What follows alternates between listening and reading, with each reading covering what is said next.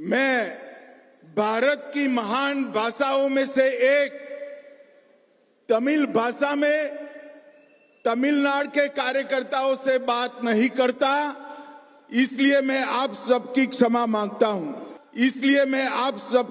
मांगता हूं। सबसे पहले मैं मदुरै में आया हूं। मदुरै में विराजमान मीनाक्षी अम्मन को प्रणाम कर कर मेरी बात की शुरुआत करता हूं। மதுரை மண்ணில் வந்தவுடனே முதலில் நான் மதுரை மீனாட்சி அம்மனை வணங்கி என் உரையை தொடங்குகிறேன். मैं शोकनाथर, कल्लालगर और भगवान मुरुगन को प्रणाम कर कर मेरी बात की शुरुआत करता हूं. இந்த மண்ணின் சொக்கநாதருக்கும் கல்லழகருக்கும் மற்றும் திருப்பரங்குன்றம் முருகனையும் நான் தலை வணங்கி மகிழ்கிறேன். मित्रों, सबसे पहले मैं भारत की महान भाषाओं में से एक तमिल भाषा में तमिलनाडु के कार्यकर्ताओं से बात नहीं करता, इसलिए मैं आप सबकी क्षमा मांगता हूं. தமிழ்நாட்டுக்கு வந்து தமிழ் மக்களாகிய உங்களை சந்திக்கும் போது நம்முடைய பெருமைக்குரிய தமிழ் மொழியில உங்ககிட்ட பேச முடியவில்லையே என்று என் வருத்தத்தை நான் உங்களிடம் தெரிவித்துக் கொள்கிறேன்.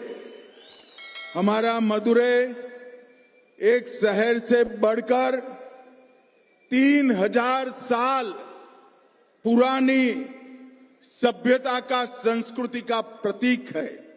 நம்முடைய மதுரை சாதாரண நகரம் அல்ல, 3000 ஆண்டுகால வரலாற்று பெருமை கொண்ட மிக முக்கியமான புனித இடம். मैं यहां आया हूं तब महान स्वतंत्रता सेनानी पसुम्पोन्नन मथुरालिंगम थेवर जी को भी प्रणाम करता हूं. இந்த மண்ணின் நாயகராக விளங்கிய பசும்பொன் முத்துராமலிங்க தேவர் ஐயாவையும் நான் வணங்குகிறேன். और साथ में आप सभी को अपील करता हूं, बड़ी जोर लगाकर 22 जून को मुर्गा भक्तगढ़ मनाडू में जोर शोर से हिस्सा लीजिए. உங்க எல்லாரையும் கேட்டுக்கிறேன், வர ஜூன் 22ஆம் தேதி முருகனுக்கான பக்தர்கள் மாநாடு நடக்குது. அதையும் இந்த மண்ணிலே மிக சிறப்பாக நீங்கள் நடத்தி தர வேண்டுகிறேன். मित्रों, ये मदुरै कई परिवर्तनों का वाहक नगरी है. மதுரை மண் பலவிதமான மாற்றங்களுக்கு வித்திடும் மண். और मैं आज कहकर जाता हूं, हमारा एक कार्यकर्ता सम्मेलन डीएमके सरकार की पतन का कारण बनने वाला है.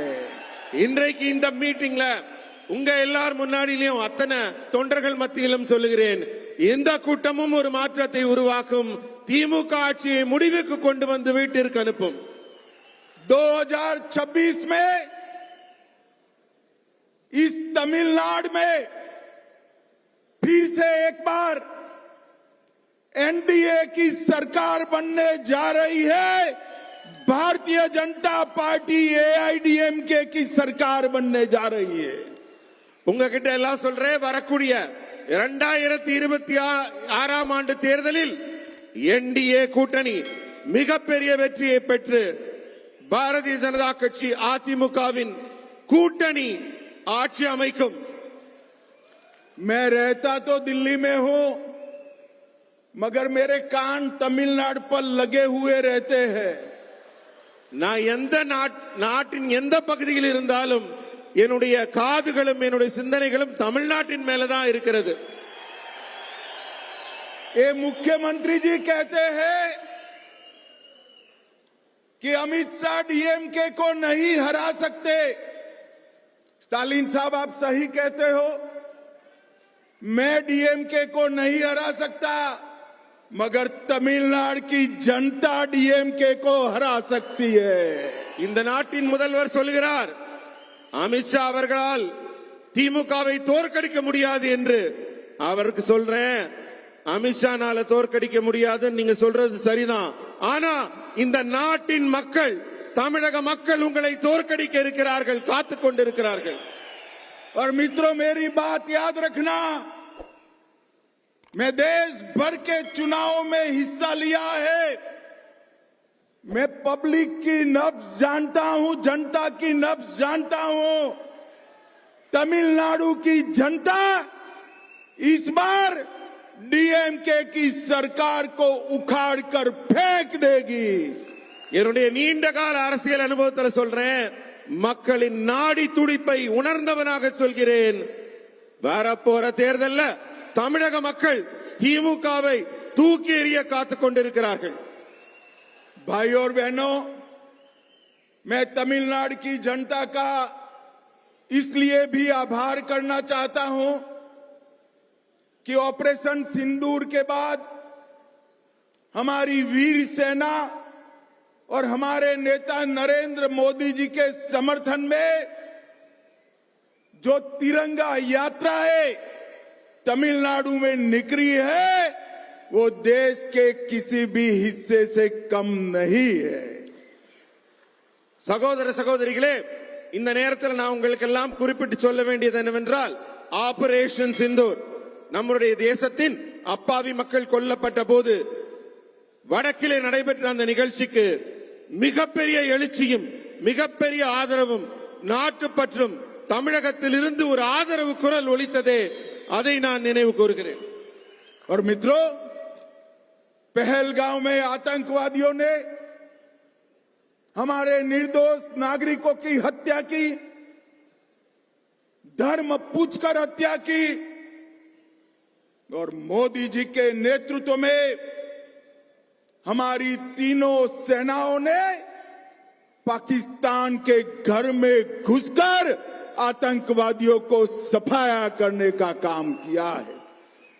பகல்காம்ல நம்ம அப்பாவி பொதுமக்களை மதத்தின் பெயரால் நீங்க யாருன்னு அடையாளப்படுத்தி கொடூரமாக கொலை செய்த தீவிரவாதிகளை முப்படைகளையும் திரட்டி நமது பாரத பிரதமர் மோடி அவர்கள் அவங்க ஊருக்குள்ளேயே புகுந்து அடித்தார் பாருங்க, அதுதான் அவர்களுக்கு நாம் புகட்டிய பாடம்.